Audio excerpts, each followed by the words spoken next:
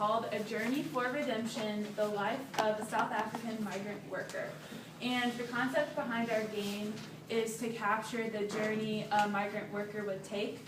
So the start of the game is at the village home, and then the blue circle represents the journey to the mine. This green circle in the middle is a mining town, and it's in a circle to represent the circle of poverty that the mine workers were trapped in. There's two different options to go around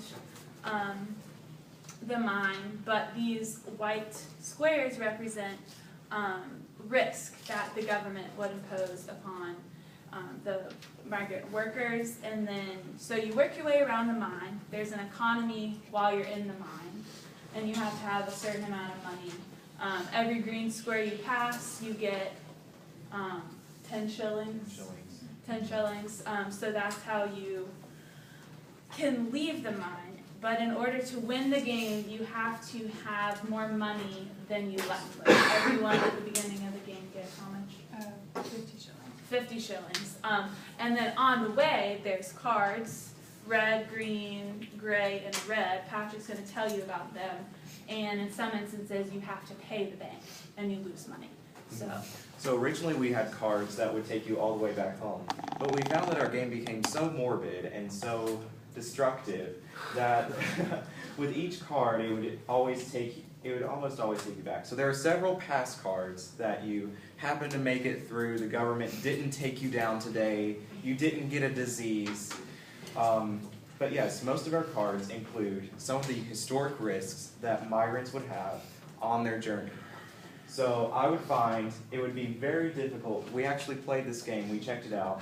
It would be very difficult to actually make it to the mining town. You did not have any money factors then except for the fines. But you would also have the factors of getting robbed, losing all of your money. Let's see, you would get kidnapped. You could have pneumonia. Pneumonia was quite common. Syphilis. Not having a pass. Right, not having a pass. Having a pass was very important, so whenever you didn't have that, you would be taken back pretty far.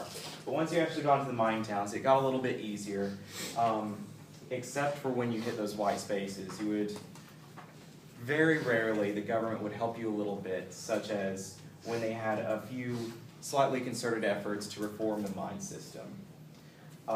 And then mostly along the way back, you would still have more risks. So is there anything else that I need to cover? We wanted to make sure that there were two die. The two circles, so the outer one represents a 12-month contract, and the inner one is a 6-month contract. So theoretically, if you take the 6-month contract, you could get through faster, but there's more white spaces, which can mess you up. And going all the way back, you have all this money with you, but you could get robbed, and they take everything you have, and you have to go back to the mining town and do it all over again. That's really So good. the overall theme is that there's so many bad things that can happen. And it was really depressing when you're playing this game. It's like, wow, a rock falls on your head while you're working in the mines and you didn't have a helmet because your supervisors didn't provide one.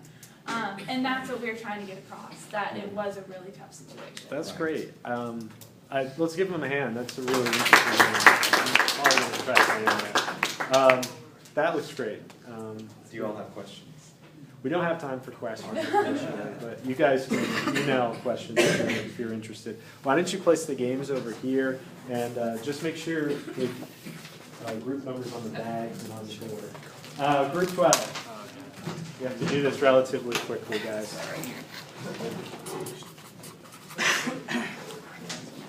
Where do you want? Just on my team. Thank you.